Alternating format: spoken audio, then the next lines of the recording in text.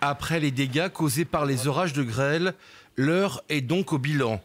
Dans l'appellation Cognac, 10 000 hectares sont touchés, parmi lesquels 3 500 hectares totalement dévastés. Sous l'égide du préfet de région, l'heure est à la réflexion. La première porte sur le réseau des canons à grêle. Ils sont efficaces, mais pas assez nombreux.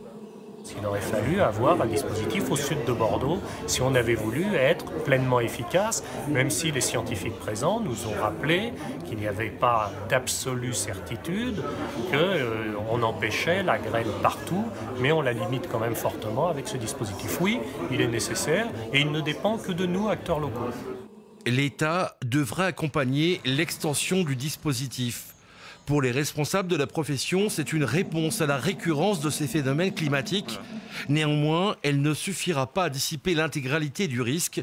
Tous sont aujourd'hui d'accord pour inciter les viticulteurs à s'assurer davantage. C'est le premier achat d'un agriculteur, d'un viticulteur, c'est de s'assurer. Avant d'acheter un tracteur, assurez-vous. C'est quelque chose de primordial. D'abord, nous avons un devoir de responsabilité dans notre bassin, dans notre industrie, dans notre bassin d'emploi. Ça, c'est quelque chose qui est vraiment, c'est la première chose à faire. Assurez-vous.